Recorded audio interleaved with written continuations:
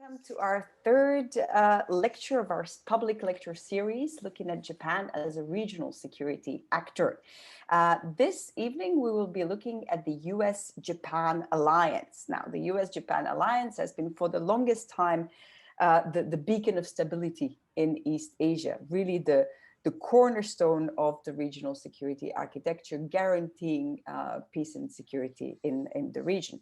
It has been very much a win-win relationship, with Japan benefiting from the US security umbrella and being capable of focusing freely on its own economic development after the Second World War.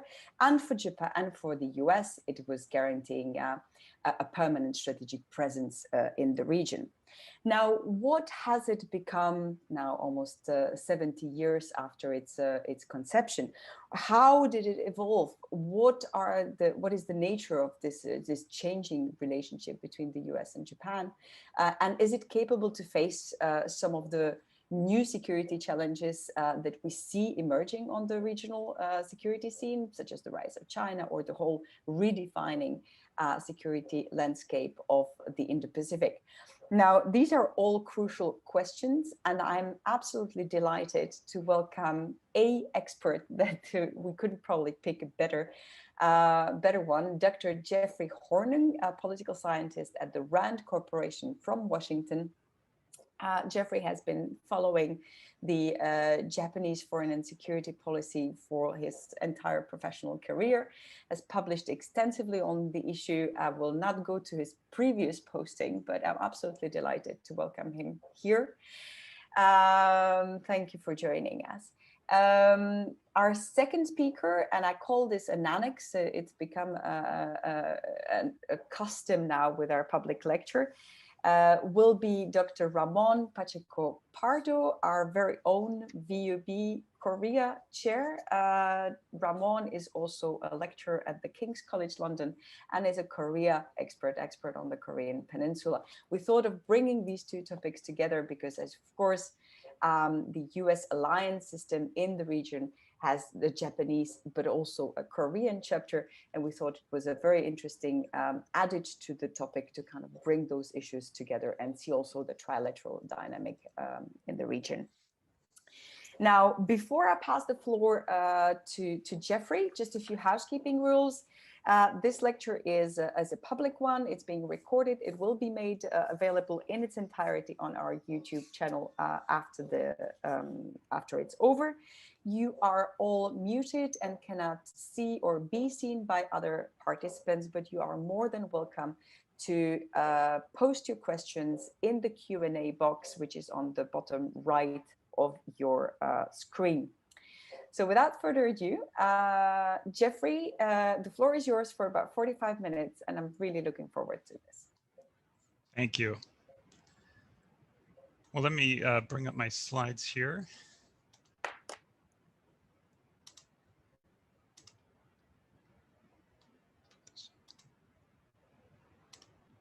Okay.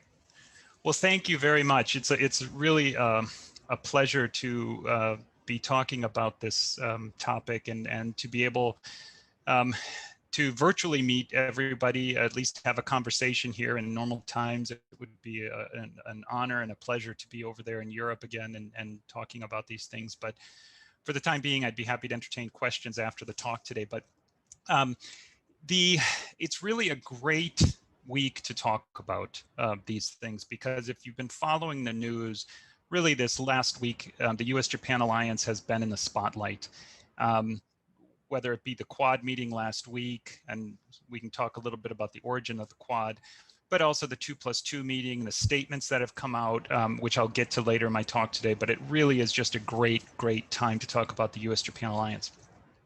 So I'll be talking about it, looking at some of the things unilaterally, bilaterally, some strengths, some challenges, but really open to a whole host of issues here. And anything I don't cover, we can talk about later in the Q&A. But let me start by sort of framing the environment that the alliance exists in there in the region. And talk about really a few of these regional challenges that sort of set the baseline for what we're looking at. The big one obviously is China. There's a number of issues here, not just in terms of the defense spending that we see really with China over the last decade, 2 decades. But from a Japanese perspective, it has to do with the lack of transparency with what that spending is going into. You see a modernization of Chinese military, whether it be, for instance, like the aircraft carrier, whether it be advanced fighters. But it's not just, the challenge is not necessarily just the modernization, but the fact that Chinese capabilities are becoming increasingly more provocative in the region, whether it be in the Taiwan Strait, East China Sea, South China Sea. But also if you, from a Japanese or from an alliance standpoint, you see this trend over the last 10 years of not just a more air and sea power transiting through Japanese seaway, waterways and airspace, but also around the Japanese archipelago. And so from the Japanese and from the alliance standpoint, China is really becoming much more provocative, much more aggressive.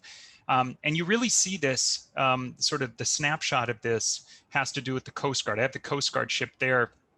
But it really is framed here in terms of the Senkaku Islands. A couple maps here. Senkaku Islands, for those of you who don't know, if you look at that left map, it's close to Taiwan. It's far out in the East China Sea.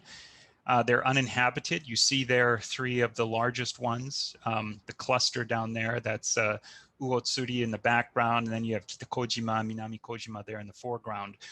But you can see how spread out they are and sort of their distance there. But this is really the crucible of where you see Japan and the China facing off a lot. And I tried to get a good graphic that the Japanese government has on their website of how many ships that are going into their contiguous zone and their territorial waters, but I couldn't get it right to make it look nice, so I didn't put it on. But the basic thought here is that the trend of Chinese incursions into Japanese waters is increasing, and it's becoming much more of a constant. And so it's a challenge for Japan, but as I'll talk about later as well, it's also pertains to the alliance because the US has said that any aggression against these islands fall under the security treaty. A second challenge, of course, is the perennial North Korea challenge. As we see even from recent news reports that North Korea is making sure we don't forget about it. You see there some ranges of missiles on the left on the map there. North Korea has capabilities that pose problems not just for US South Korean ally, but also for Japan as well, and also for mainland America. And so this is an issue that many US administrations have grappled with. It's also been an issue that poses a challenge for the alliance in terms of how the alliance can actually deal with this, if there is a role for Japan to in this sort of environment. But it is a problem that nonetheless has not gone away, and the challenge remains. And then a third challenge is Russia. We don't tend to think about Russia so much in that part of the world. We tend to think of it more from a European standpoint. But Russia still does make its presence known, whether it be through these exercises that occur every so often, of these large exercises of trying to move a lot of troops from the Western theater over to the Pacific side in preparation for an amphibious invasion. From the alliance standpoint, there's really only 2 countries that this could be targeted against, which is the US and Japan. But aside from this exercise, Russia makes its presence known still with submarines in the region, as well as like China's aerial gray zone incursions around Japan. Russia does the same to Japan up in the north as well. And then if there, sort of this hodgepodge of other challenges that still, that the alliance is facing, and we can basket it under this general category of stable use of the global commons. You hear a lot about freedom of navigation. You hear a lot about, openness and trade. Having the ability of freedom of navigation is crucial. There's always challenges to that when we look at what China's activity is like in the South China Sea. But it goes beyond oceans as well. It goes into the outer space and cyberspace, these new domains where the Japan as well as the US-Japan alliance together are working to ensure that these remain free and open, and we do not have any, countries are not closed off from these.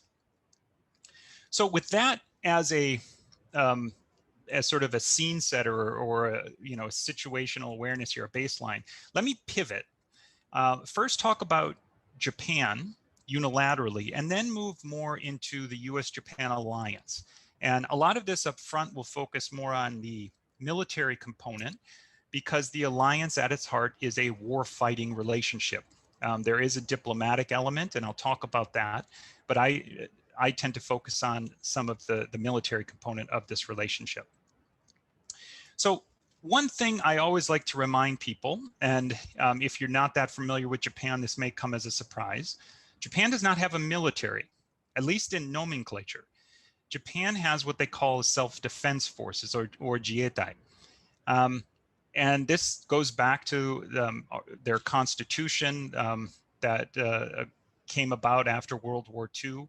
But we do not use the nomenclature military. We don't use Army, Air Force, Navy.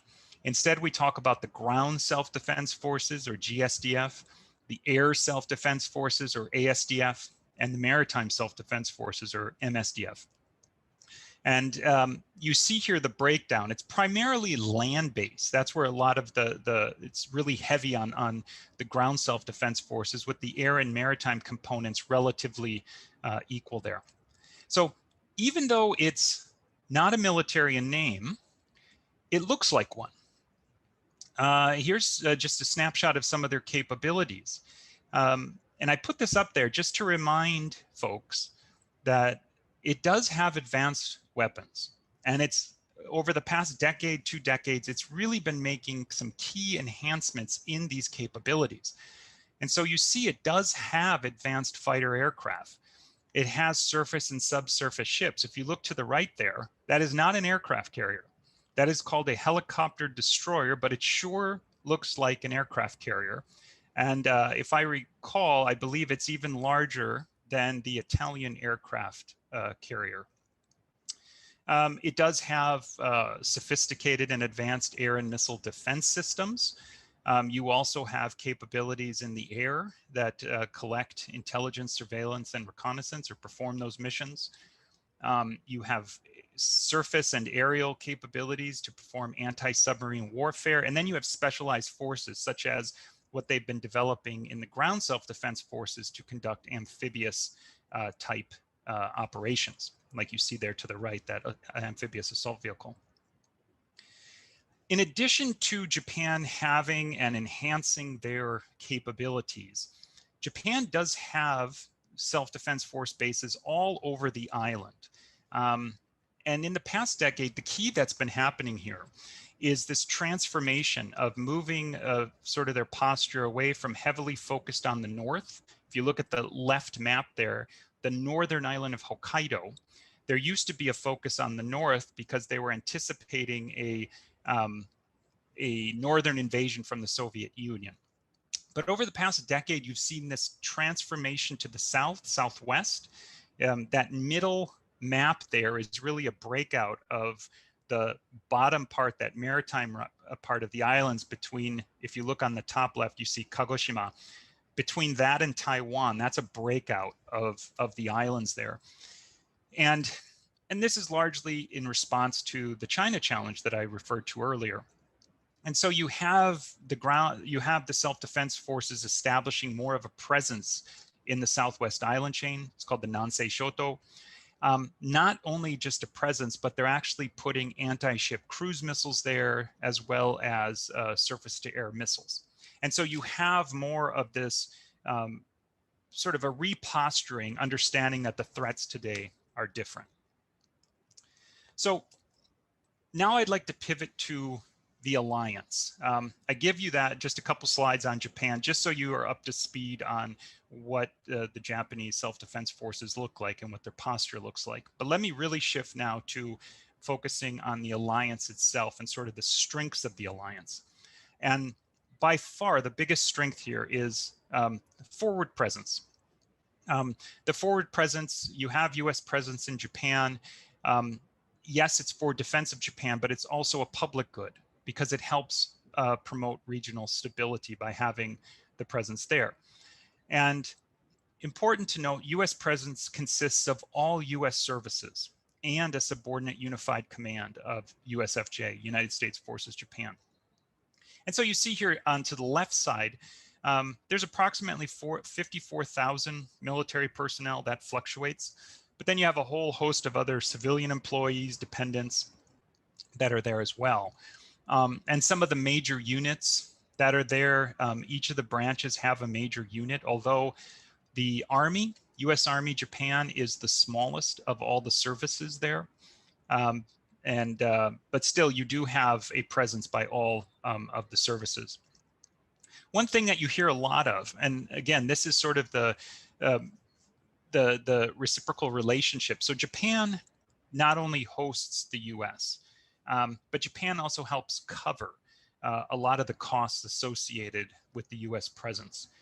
Now in 2004, there was a Department of Defense had a publication that calculated that Japan covered 74.5% of total US costs.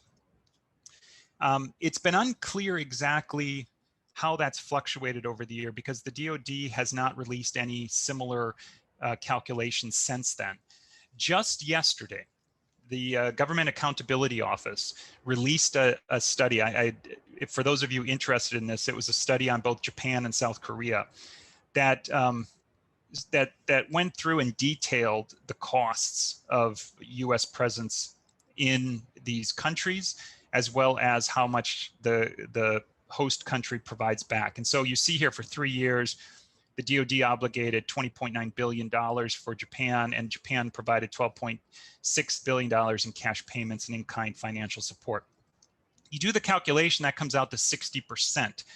However, this is not a one-on-one comparison with the 2004 results because the calculation is different. They don't consider the same things. And so even though you might want to, a knee-jerk reaction, my knee-jerk reaction at first was to do it, but upon discussion with the authors a little bit more, it's not a one-on-one comparison. And so they do not provide that percentage, but it is still believed to be over 70%. Before Prime Minister Abe stepped down in the Japanese parliament, he actually gave a figure of, I think, 73%. So it's still up there. But the point being is that Japan provides a considerable amount for US presence. So obviously US bases are all throughout Japan. And the map on the left there is just a snapshot of where some of the major bases are, like the Yokosuka Naval Base, Sasebo Naval Base. But the big one, the big sort of focus has always been on Okinawa, which is the map on the right. And you see there the concentration of US bases on this very small island. And over 70% of US bases are concentrated there on Okinawa. If you've ever been there, you see it from just driving around the island. But the one that gets the most attention is always the Futenma Air Station. It's the Marine Corps Air Station Futenma. It's at the upper left-hand picture there. Now, when the base was first established, this was on top of the hill. If you've ever been there, it is on top of a hill. It's actually quite high. But over the years, the town grew around it. And so now right along the fence line, you'll see elementary schools, nursing homes right at the fence line. And so since the mid-90s, there's been a push to relocate, to get forces, to shut down Futenma and move the forces someplace else, either off Okinawa or someplace else in Japan. The decision that was made, and the 2+2 just a few days ago reaffirmed it, is to move it north of within Okinawa, Henoko Bay. And you see here the picture, they're building some of the runways and seawalls there, and this is the plan to shut down Fatima, move a lot of the operations there, but also move some Marines to Guam and elsewhere. This has always been a thorn in the alliance. It's gone in fits and starts.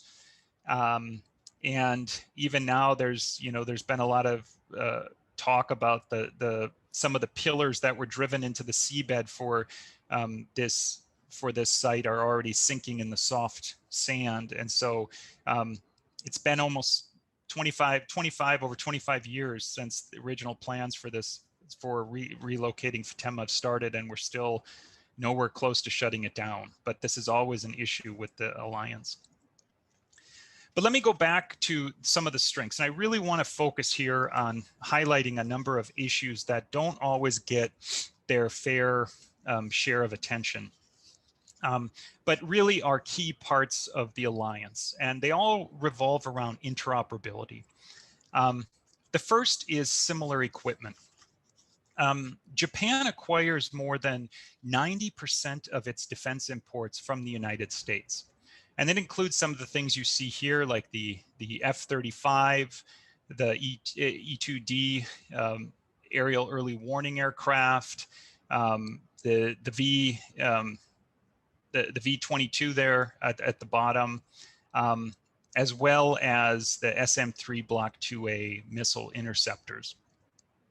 Now, this is obviously hardware, but having commonality of hardware has benefits, because it minimizes the technical aspects of interoperability challenges.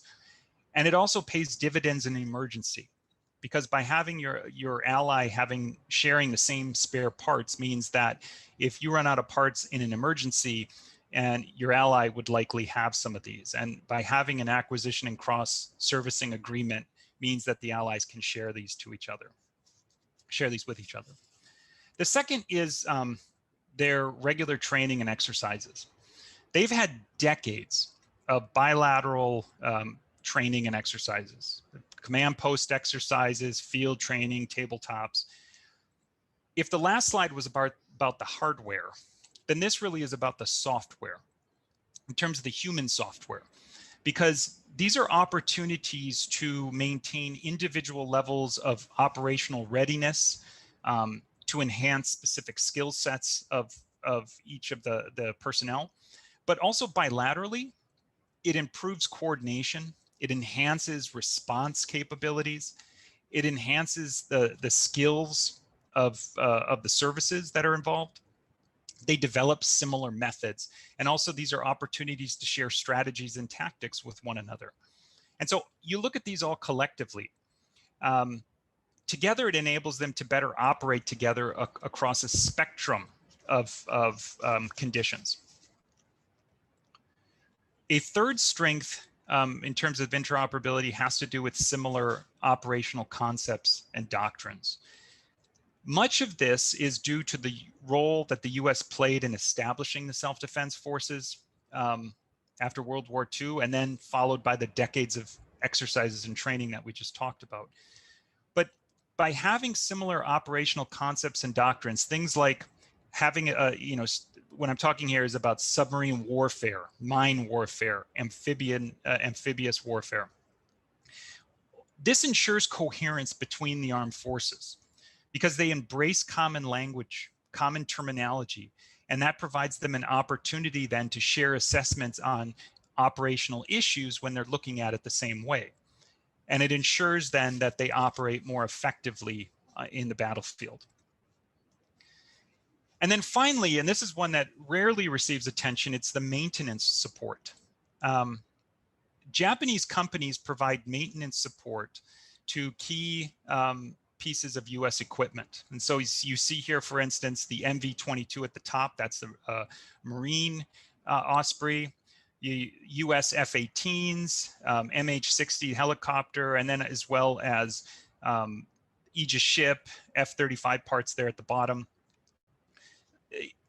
What this maintenance, by having Japanese companies help with maintenance, the reason why this is a strength is that it avoids these long transportation delays that would be associated with work on the US mainland if the US had to actually transport these things back to the continental United States for repairs or just regular maintenance. But also because they do this work in Japan, you have interchangeable components and streamlined bilateral inventory because Japan, again, uses some of these same pieces or these same capabilities. There is a diplomatic, and I don't want to downplay this, but this is also important as well. One of the final strength here that I'll highlight.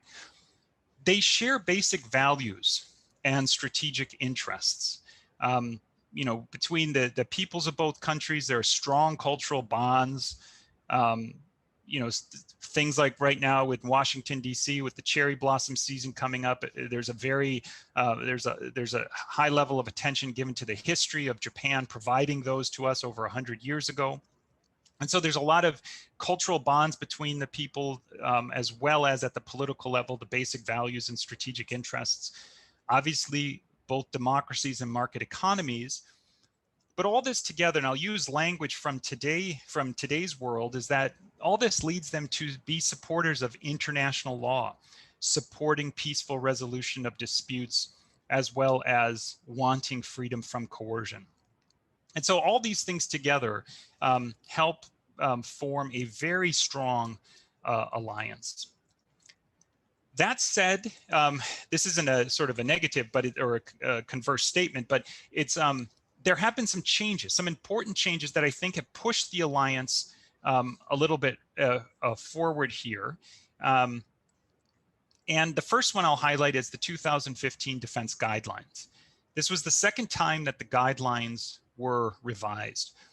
What these guidelines do, in a nutshell, is provide what the expected roles and missions for security and defense cooperation would be in a number of situations. The 2015 version, the thing that was really important about this, and there was a lot of different things, but to just sort of say it in a nutshell, is that it identified 4 distinct scenarios, but it was meant to provide cooperation all the way from peacetime to contingency so that you could have seamless cooperation across. But the important thing that was included in this was that they could act, Japan could act, even in response to an armed attack against a country other than Japan. So this opened up the aperture for Japan to be able to respond to not just the defense of its own territory, but also in other situations. And this was really brought about because of changes that Japan had in its own domestic situation. In 2015, they passed legislation that was very controversial to some in Japan. It was this suite of 11 separate bills that together were called the security legislation that provided Japan a small expansion of what it was able to do or where it was able to do it. And important in this discussion was the ability of Japan to exercise collective self-defense. This is just a chart showing you in 2014, a year prior to the bills, what kind of scenarios Japan was thinking about. At the bottom part of this, in the dark blue, these were some of the areas that were considered collective self-defense.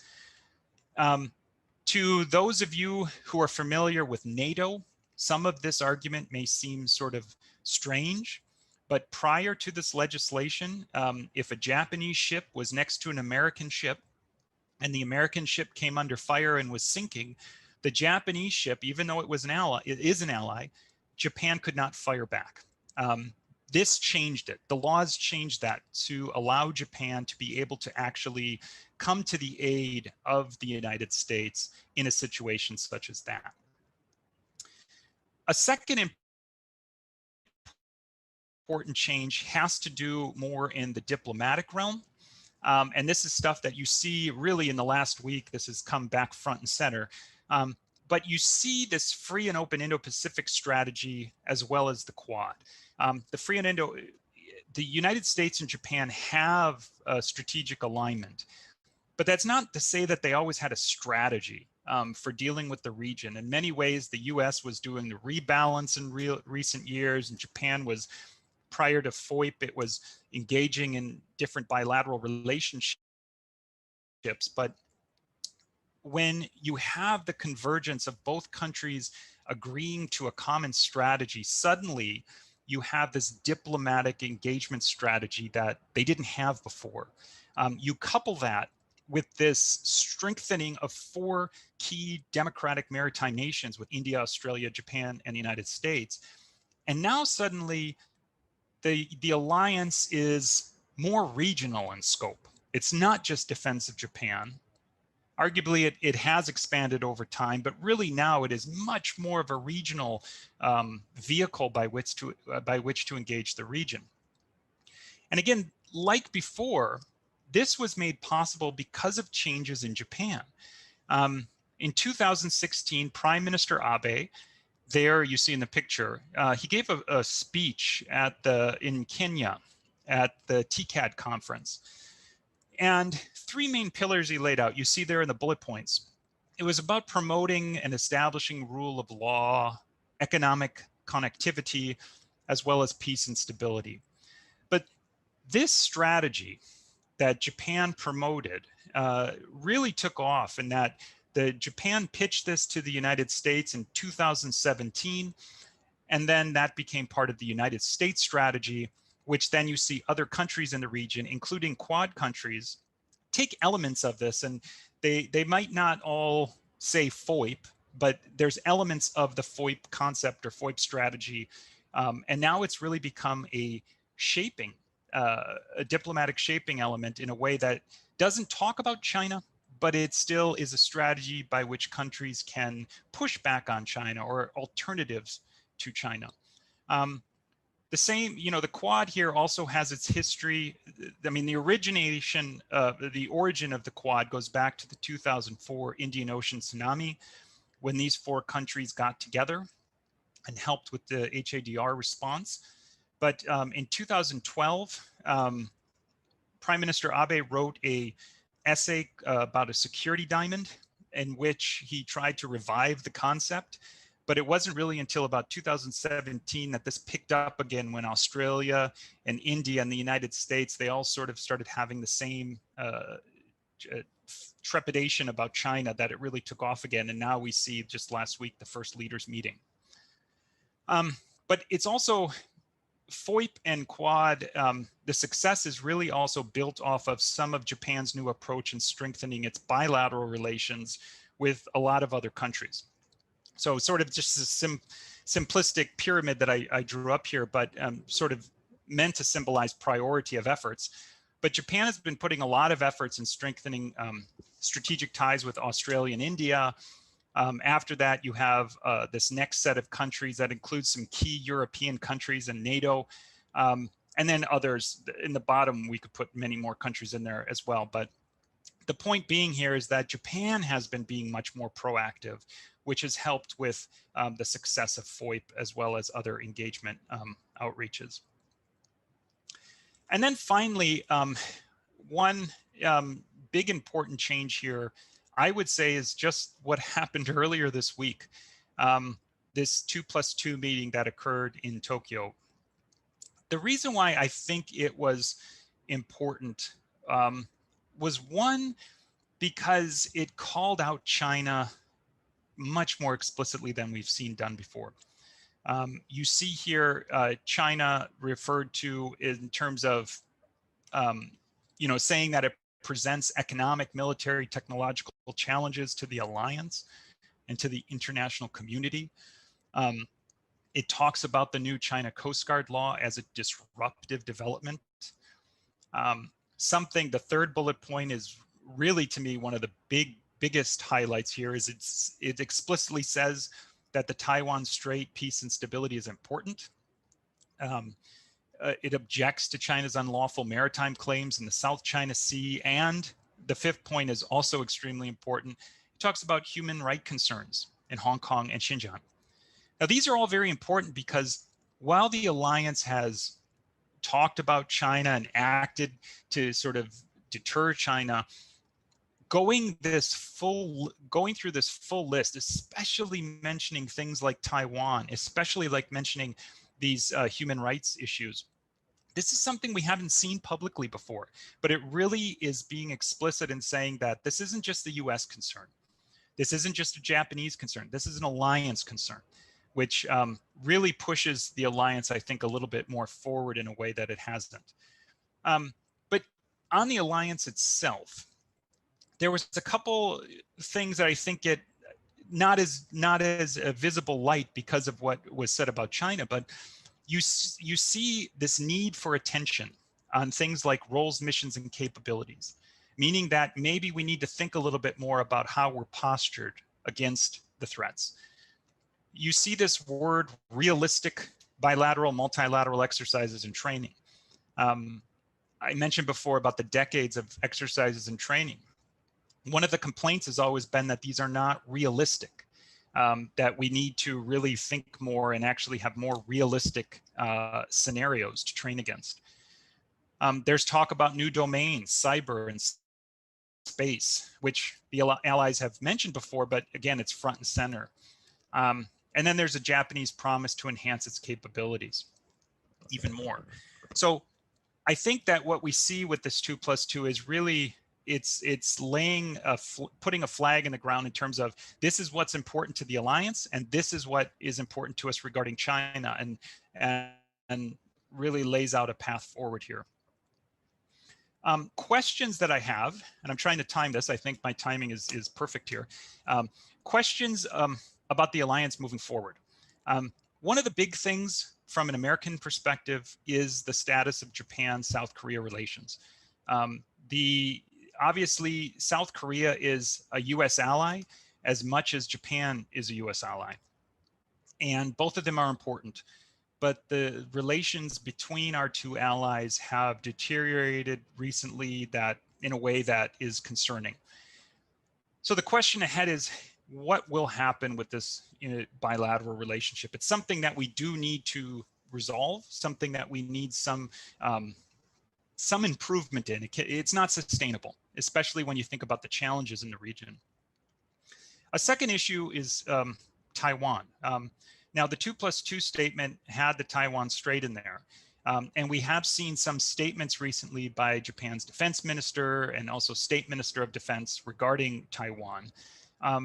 But given some of the actions China has taken against Taiwan to sort of, close its diplomatic space or be provocative against Taiwan, the question is, what will the US-Japan do regarding Taiwan? Will it be more public? Will there be more high-level visits, more efforts to try to get diplomatic lifelines to Taiwan, as well as defense of Taiwan? What is the alliance willing and planning to do about it? And then the third one maybe doesn't get that much attention, but it's democracy promotion. Obviously, the US has a history of promoting democracy overseas, maybe not in recent years. Japan does not. But given some of the trends we see in the region, whether it's a coup in Thailand a few years ago, whether it's what we see happening today in Myanmar, the region is more stable and prosperous when we have democracies, at least less threatening. It's in Japan's interest, it's in the US interest. And so it'll be interesting to see moving forward whether they put democracy promotion as one of the agenda items in the free and open Indo-Pacific. So final thoughts here before I turn it over. I just want to sum up some of the things. The self-defense forces it's not a military, but it's a very capable force. It's getting stronger, developing new capabilities, posturing differently. Constitutional limitations, I didn't really go into it that much, but they can continue to set the parameters of possible action. But there is a lot that Japan can do. There's a lot the alliance can do. And that leads to the second point here. The alliance is strong. It's definitely getting stronger. Not only is it home to US forces, as I mentioned, all the different aspects of interoperability that make the alliance strong, and then some of these recent changes that help them get closer, both operationally as well as strategically. And then finally, Japan's efforts to strengthen its network of allies and partners bilaterally, making efforts with FOIP. All the countries that Japan's making an effort to, who share similar concerns about China, this is an asset to the United States. And it's, it's supporting these efforts help maintain the regional order. And it does provide, important support in a time of increased stress. So I think I timed that pretty well here within my allotted time. I will stop there and turn it back over. I'll stop sharing my screen. Thank you so much. Well, thank you. Thank you, Jeffrey. This was excellent. This was exactly what we were hoping for. You gave us the full picture. You set things into perspective, and you also reassured us that the US-Japan alliance is going stronger. I would say perhaps it's evolved. It maybe redefined its terms, and Japan has definitely redefined its position within the alliance. That's what we can see today, and especially since the launch of the FOIP, I would say. But it's definitely there and kicking and alive, and we can see more to come. I'm more than grateful that you actually respected the time. I didn't even expect that. That's a special thanks for that. And I'm also thankful that you raised some of the key questions actually that are there pending somehow and still to be answered. And all of them are very valid one. I haven't really thought about the democracy promotion, but it's a very, very valid point in the region, and perhaps that's something that we will see Japan doing more in the future. But your first question on the future of the kind of US alliance-based system, if you want, in the region being also conditioned by the relationship between Japan and Korea is a very valid point. And I'm more than happy actually to have a special contribution on this, and that's why I invited also Ramon to talk a little bit about the Korean dimension, and hoping that it will shed an additional perspective into this relationship. So I'll switch straight to Ramon. Thank you once more. Switch to Ramon, and then we can open the floor for discussion. Ramon. Thank you, Eva, and thanks, Jeff, for a wonderful presentation. And I think you couldn't have timed it better, right? With the visit to visit by Secretary of State, Secretary of Defense to Tokyo and Seoul, and Alaska, actually, right? And India, they're having diverging paths. So in the 5 minutes, 50 minutes, sorry, that I was allocated, I will go over the a summary of the state of the US-ROK alliance, and then I'll touch a little bit on ongoing tensions between Japan and South Korea, and what does this mean for the alliance between Japan and the US and trilateral cooperation potentially. So actually, I want to start with a summary of the visit by Secretary of State Blinken and Secretary of Defense Austin, because I think the Trump administration really upended the alliance between South Korea and the US. He clearly didn't value allies, not only South Korea, but other allies as well. And this strained the relationship to, I would say, unprecedented levels. The bilateral relationship, for example, with his demands in terms of how much South Korea should be paying to cover the cost of US troops stationed in the country, and of course his pressure on South Korea for joining an anti-China alliance that South Korea wasn't willing to do, and I will talk more about this. So if we focus on the visit that has taken place these last couple of days, and as I said, Secretary of State Austin actually hasn't left yet. He's staying until Friday, and then he will be leaving. What we see is that it has served to reset the alliance. I wouldn't say going back to normal, so to speak, because obviously the international system has changed over the past 4 years, but it is true that we are going to see the future trajectory, at least the immediate of the trajectory, in a more familiar path. This will mean 3 things in my view. First of all, that on the bilateral relationship component, relations are going to be fairly good. There are going to be differences, and I will talk about them, but they're going to be fairly good. So the special measures agreement to determine the cost that South Korea has to pay for hosting US troops was signed earlier today, actually, removing a sort of friction. If you look at the Korea-US military exercises, they actually wrapped up today as well, right, during the visit, the springtime exercises that take place on an annual basis. And it's fair to say that both sides agreed on scale down exercises, both because of COVID-19, but also because the US is undergoing the policy review, it's North Korea policy review, so they want to antagonize Pyongyang unnecessarily. But there was agreement on this, right? But so what we see is that there is a more fluid process than you saw under the Trump administration. For example, when Trump, after the Singapore summit with North Korea, he announced that the exercises were going to be suspended, and without advising the allies, South Korea, that actually wanted them to go ahead.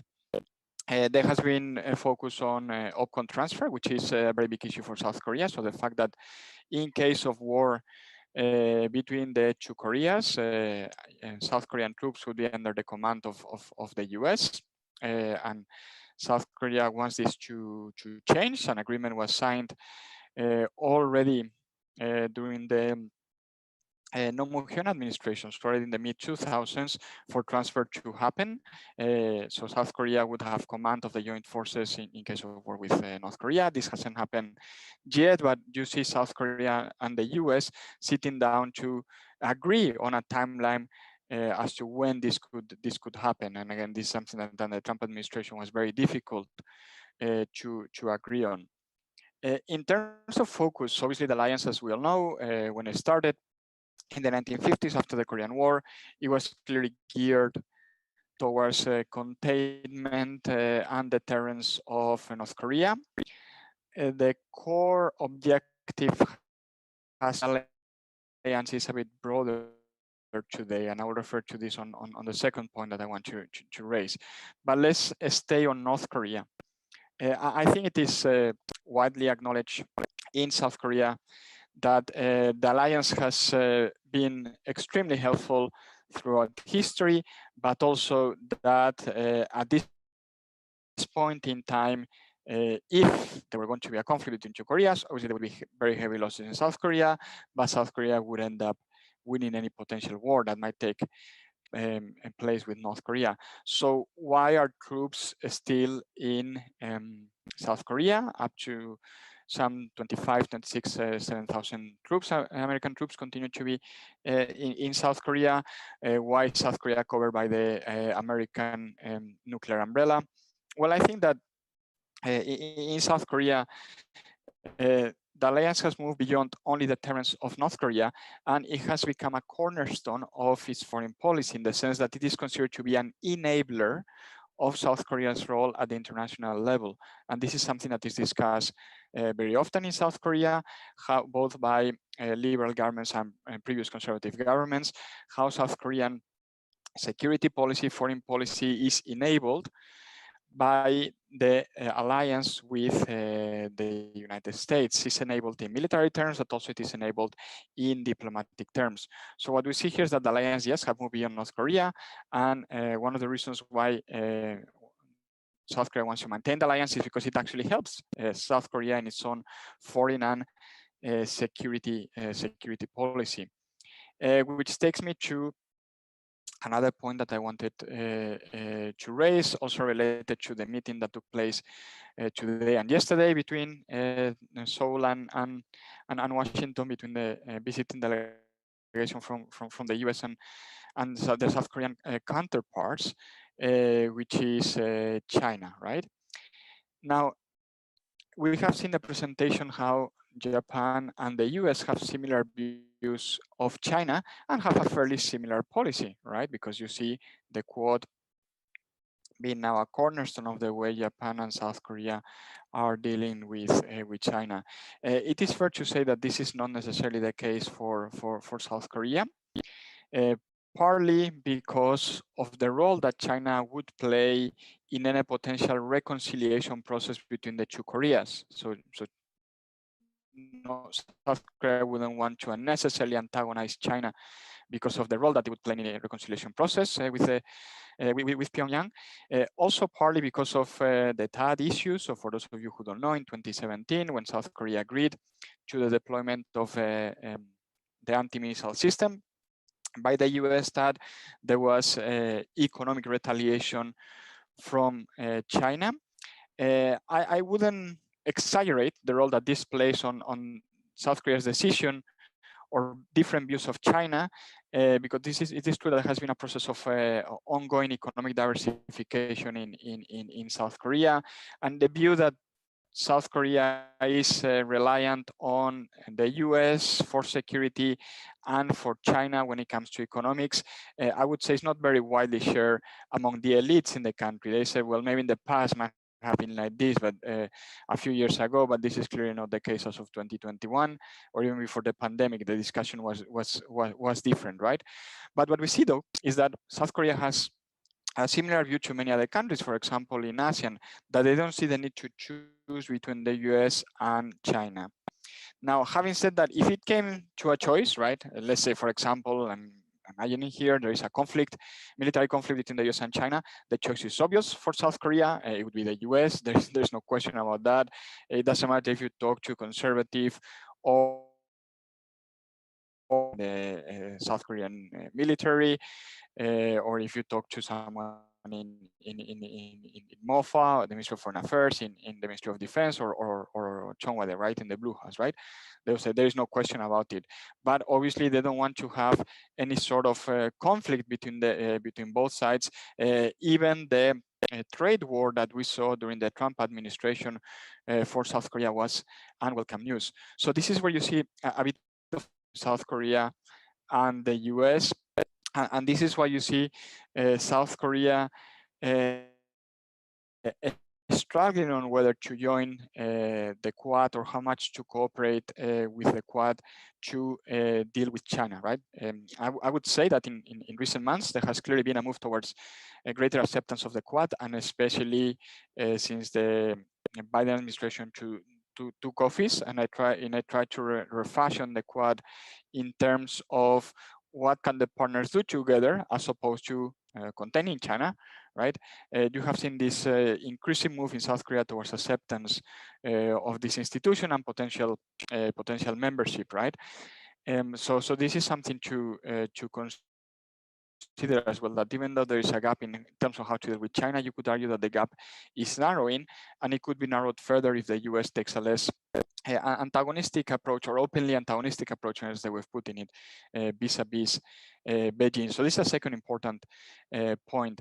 And I would add to this that if you look at the military buildup of South Korea in recent years, including under the current Moon administration, clearly it is not about North Korea anymore. I mean, if you look at the type of equipment that South Korea is either developing by itself or acquiring from the US or from other countries, it is not only about a potential conflict with North Korea. It's also about how to keep China in check, right? So that matters as well, that in spite of the public position that South Korea might have towards its neighbor, and therefore the alliance with the US, in practice, the behavior of South Korea suggests that it perceives that China could be a potential threat.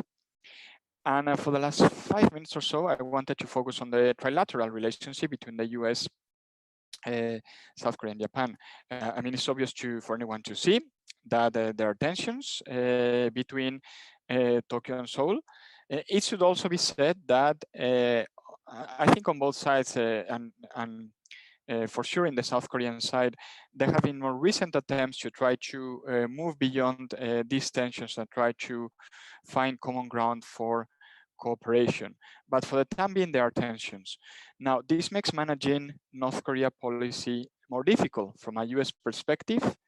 It would be great if South Korea and Japan had, if not a common position on how to deal with North Korea, at the very least that agreed on the issues that should be discussed.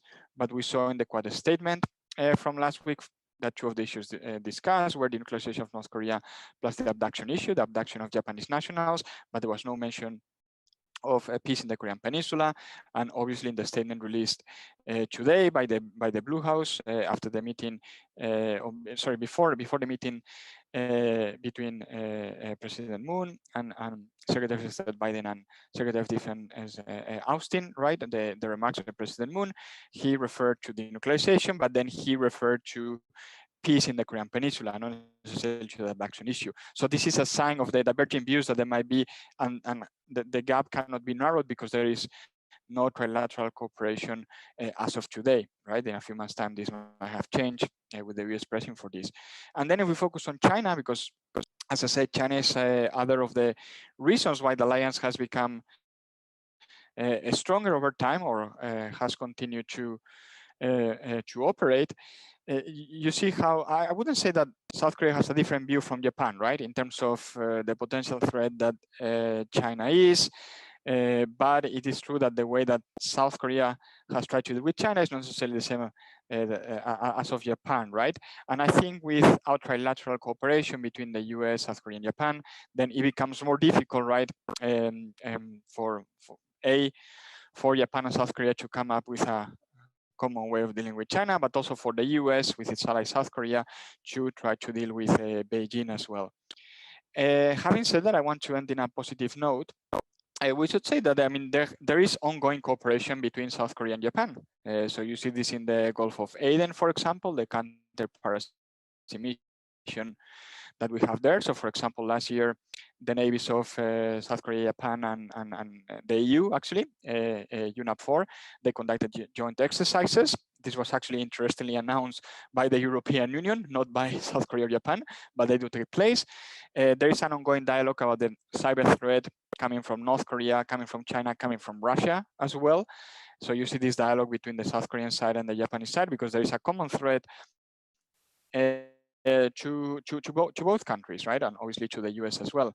There is also talk, for example, because if you look at the approach that they have to infrastructure building in places such as Southeast Asia, the South Korean and the Japanese approach is fairly similar, right? In terms of the standards that should be used, and clearly there is a gap there between both of them and China, right? So you see that there are areas in which there is cooperation. Obviously, they don't make headlines because this is the day-to-day work, but it's a solid foundation for potential resumption of trilateralism together with the US on the issues of North Korea and China. And I will end up with one last point that builds on trilateralism, but also goes to the US ROK alliance, and which builds on what Jeff said before, which is the issue of values. South Korea, I think, has undergone a similar process to what you are seeing in Japan from what Jeff explained, right? It used to be very reluctant to make democracy promotion part of its foreign policy, for example. But we have seen recently, including with the coup in Myanmar, that increasingly South Korea is framing its foreign policy in terms of values. Free market, that was, that this has been important for South Korea for a period of time. This morning, the joint statement, the 2+2 statement between South Korea and the US included references to the rule of law, for example, and now we see democracy, if not promotion, at the very least criticism of anti-democratic practices, even in a country that is important for South Korea from an economic and political perspective, such as Myanmar, right, because of the economic potential. You see how democracy actually, promotion can be part of the South Korean foreign policy, and this creates more foundations, or strengthens the foundations of the US ROK alliance, but also potentially trilateralism between South Korea, Japan, and the US. And I will leave my remarks there. Thank you. Okay, well, thank you so much, Ramon. This was a condensed lecture on US-Korea alliance in 15 minutes. You don't often see that. And clearly, Korea is in a very different position than Japan. It is much closer to China historically, physically, and it has a very different historical background of its alliance that really continues to shape even the current kind of strategic dynamic in the region. We already have a lot of questions piling up, and I have my own, to be honest. But of course, I will give the priority to our students. There's one question that is more, I presume, targeted to Jeffrey, whether the US actually would have an interest in Japan eventually revoking its Article 9, so that they coordinate better military on the ground. I think that's a very valid question in the context of Japan's kind of renewed or new security posture itself. So what would be the US interest in Japan eventually revisiting its constitution? And perhaps related to that, and I'm not sure if I understood the question correctly, what are the negative points about using the same military hardware? I presume that connects to Japan as well, or perhaps using more offensive type of weapons, which I believe is quite connected. And because I would like to get Ramon's intake as well, let me just add an additional question. You have mentioned that there were tensions, obviously, between Japan and the US, but perhaps I'm not sure if all our audience is fully aware of what sorts of tensions we're talking about.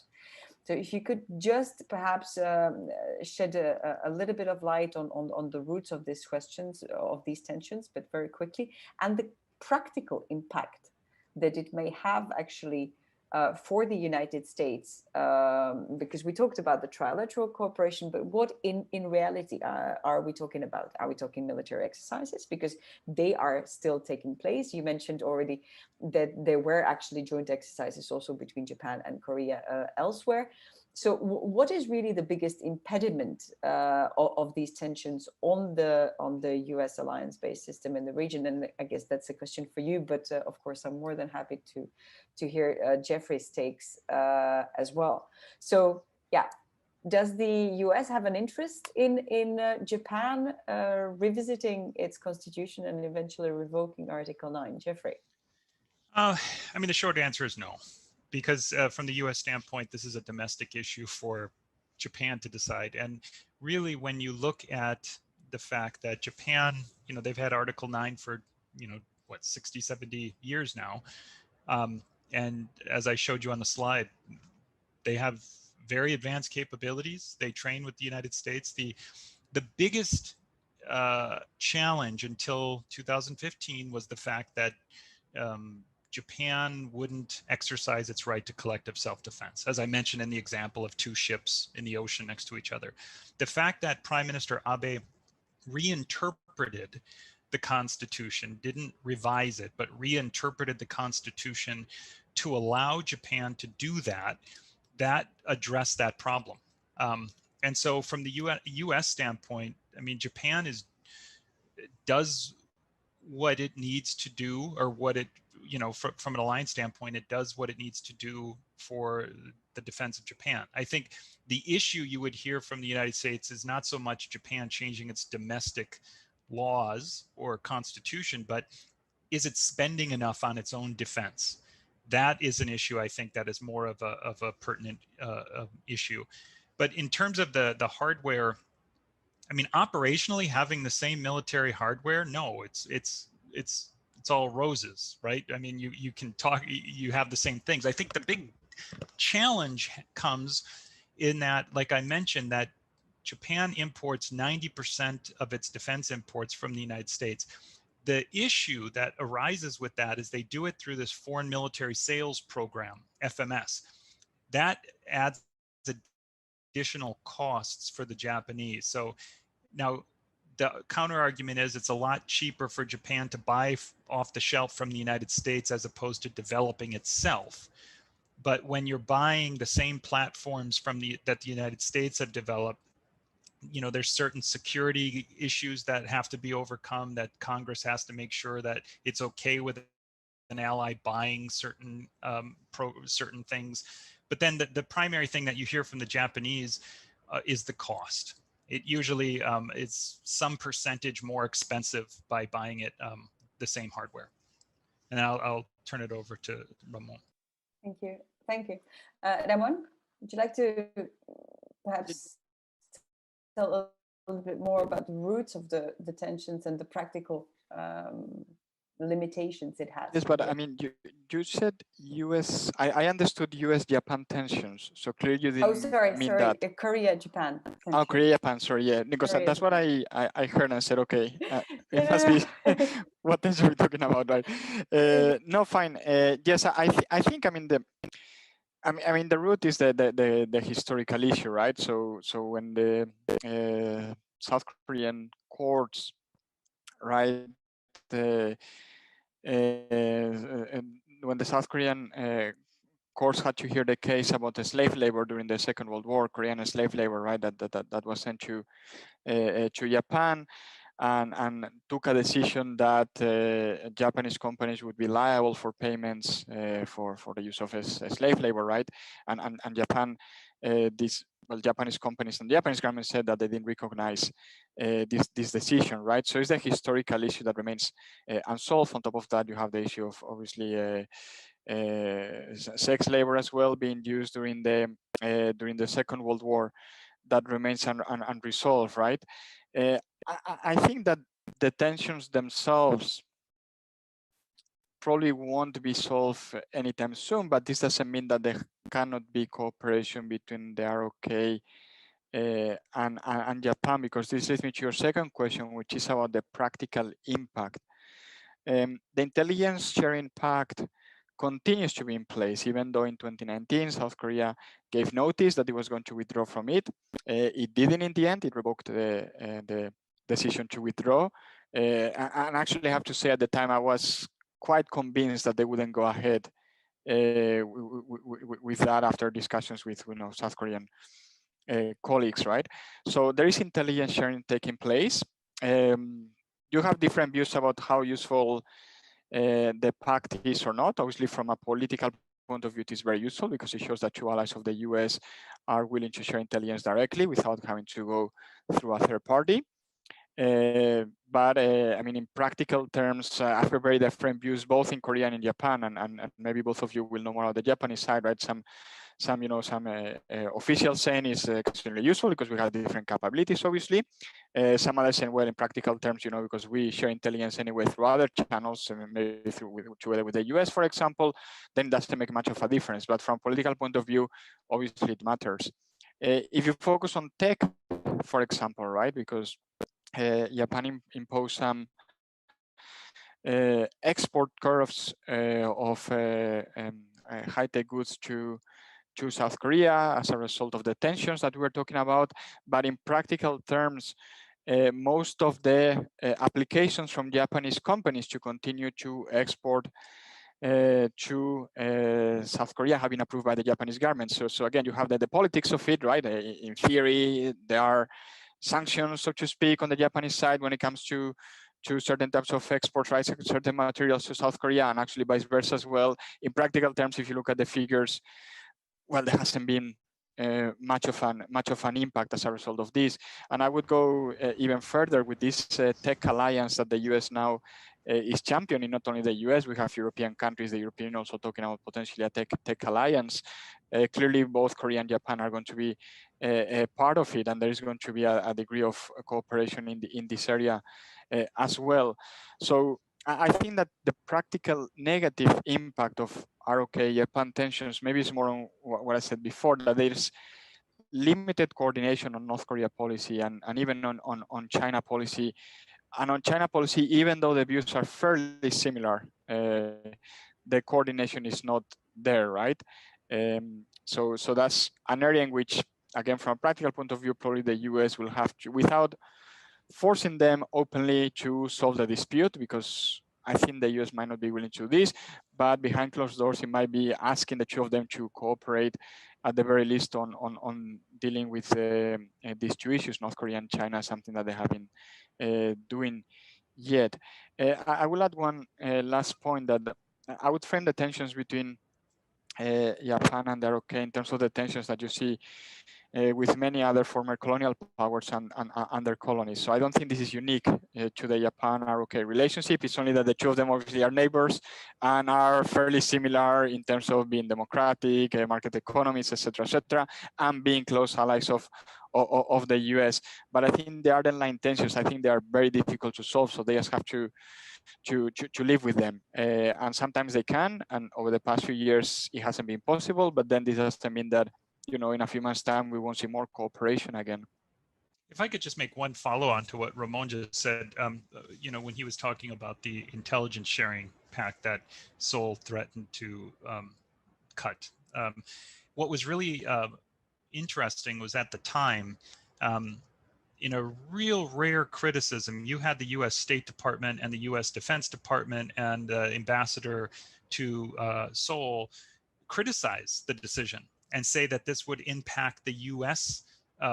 Defense. This would impact U.S. strategic interests. This is something that's really unique in the fact that you don't usually have the U.S. publicly criticizing its allies like this, but you had this across the board, state defense saying, bad decision, don't go through with this, this would harm your interests. And I don't know what, if it was that publicly, I can imagine privately it was much stronger.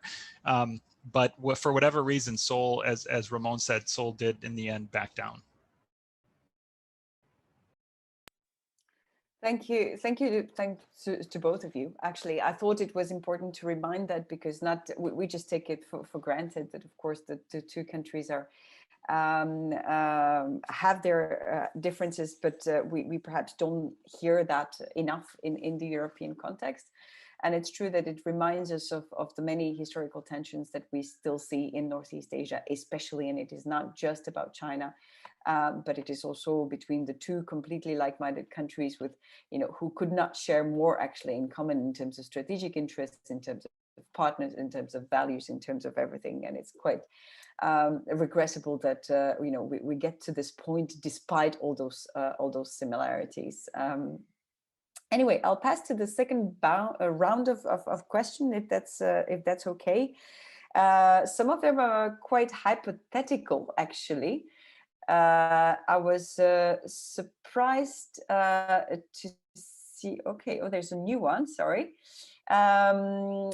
Could Japan eventually be involved in a military confrontation with China? I suppose that was partly also answered by already in the presentation when Jeffrey was talking about the threat environment that Japan is actually faces, because China is one of, definitely is part of this threat environment.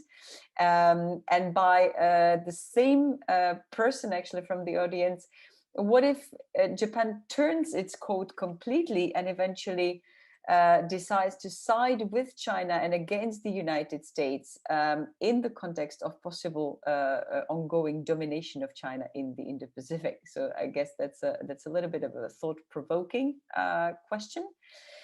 But we also have one by Chris Hughes, and I'm reading it as we speak.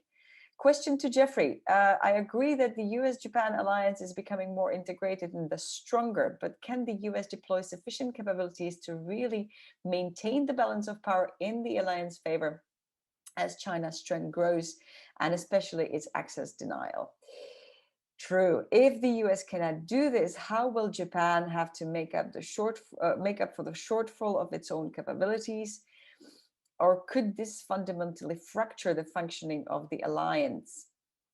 Thank you very much, Chris. Thanks for being with us this evening as well. So that's two very good questions to mostly Jeffrey. And I will add perhaps a kind of a third one if we have time. Do you see a major change post-Suga? Do you see, because a lot of these, you know, reinvigorated US-Japan alliance has been done in the context of still of the Abe's policy, but do you really see a major change now with the new administration in power? Well, Yeah, thank you. And Chris, I don't expect anything less from you in terms of your questions. Thanks for asking that. Let me take the first one first. Of course, Japan could be involved in a conflict with China. It could be involved with a conflict with China either because of a Chinese attempt to take the Senkaku Islands. It could be involved in an unintended conflict because of all the ships and air power that China is bringing against Japan on a daily basis. You could have an accident, a clash, and that could devolve very quickly if both sides don't have good communication about what happens. But of course, you could also have a third possibility of if China tries to invade Taiwan, and the United States is involved in the defense of Taiwan. Of course, you look at the geography and where are U.S. bases and ports. Japan could just become a target of a conflict and sucked into the conflict either willingly or unwillingly, just because of its geography and any involvement it might do. A support of U.S. operations, either rear area or front line. There's a whole host of possibilities. Bottom line is yes, it could definitely be involved in a conflict with China. And that's the whole reason why Japan and the US have been strengthening their relationship and capabilities. Chris's question is interesting because, I think there's two ways of looking at that. If we're looking at peacetime shaping, does the US have the capabilities to sort of shape and deter China in peacetime? The question is, there's nothing that new that the United States can bring to the table right now, and it's obviously not deterring China if you look at all its provocations that it's been doing in the region. I think the real question is, in a contingency, does the United States have sufficient capabilities? And there's a real question, because in a contingency, if you look at just the tyranny of distance, I mean, the United States has many more capabilities further from the theater. And so in a contingency, China would have an advantage as the first mover. And then after that, it really becomes, does the United States have sufficient capabilities that it can surge to Japan and to the theater? And that's where I think problems maybe start to arise in terms of just trying to get everything to the theater in time. But in terms of peacetime balance of power, I mean, if you're just doing bean counting, ship on ship, plane on plane, of just US versus China, then of course, I mean, China's going to be, the scales are going to tip in China's favor. But when you start to incorporate, US allies, not just Japan, but Australia and NATO and all the other, the capabilities that our allies have, these are force multipliers. And I think in that sense, then China doesn't have that to draw on that. They're China, and that's it. When their arsenal goes empty, they're empty. But the United States has a lot of friends and partners to rely on, lots of different access. And so I think in that sense, I don't know, if I would say it evens out or balances or puts it in our favor, but I think there's a whole host of other things other than just bean counting. And I know that's not, I know Chris is not just bean counting, but I think there's a whole host of things there. But I don't think things are, I wouldn't put the white flag up and say things are in favor of China and be done with it. I think there's a lot of things that the United States has to draw on. Okay, thank you. I guess the last question about Suga, you asked a question. Perhaps if you don't mind, and since we don't have that many more questions, I would perhaps ask you for a last roundup also to Ramon, in a sense of what do you see as the best form of kind of future engagement? I mean, we mentioned Quad. We mentioned, Japan support for, let's say, ASEAN, or not just Japan's, but quite a few regional countries kind of trying to maintain the ASEAN centrality while the Quad being there in parallel. What do you kind of see as the, immediately looming new feature on the regional security architecture? landscape, if you want. I mean, is the Quad here to stay? Does it have the potential to solve all the region's problems? Do we need to accompany it with maybe other forms of structures, or where do you think it's all heading? And that's a little bit maybe too general, but just a few final thoughts on that would be great from both of you, if that's possible.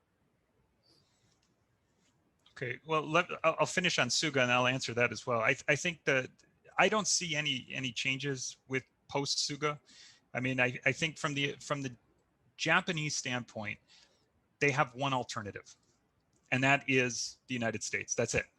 There is, you know, and that gets to the other question about whether China would turn tails and go with China. I don't think that's realistic. From the Japanese standpoint, it's the US ally and that's it. And so the question really comes down to post Suga, do you get a prime minister who is heavily interested and forward leaning as Abe was, or do you get somebody like Suga who doesn't really put a lot of attention on security issues, partly because of COVID, but you know, the next prime minister, whoever that may be, would he be as forward leaning as Abe was? And that I don't know. If you have somebody like Kono, you know, previous defense minister, foreign minister, he may be.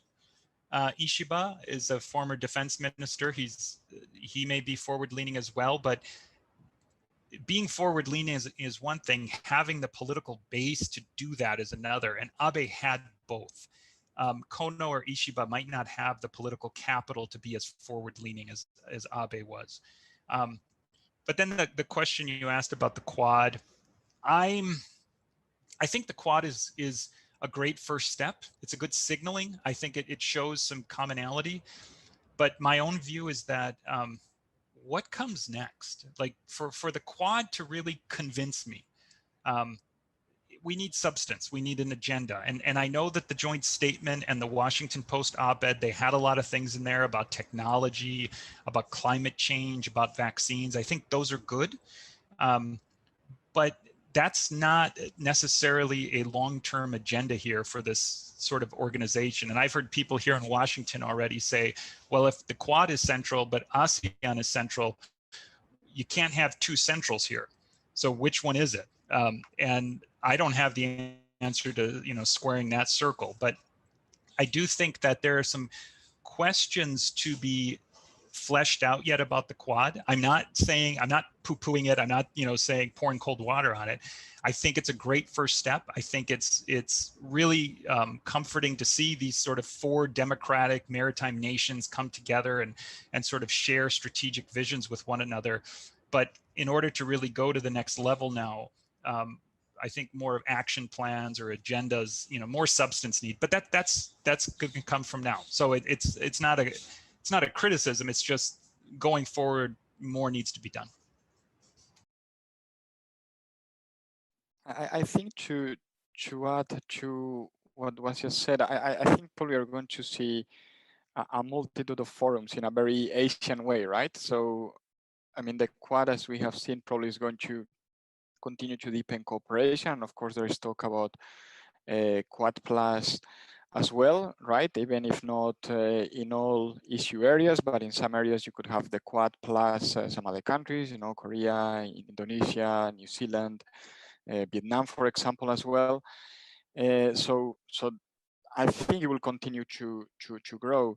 I think when it comes to ASEAN centrality, and this is an interesting point because ASEAN centrality seems to come and go, right? And now it seems to be on the rise once again.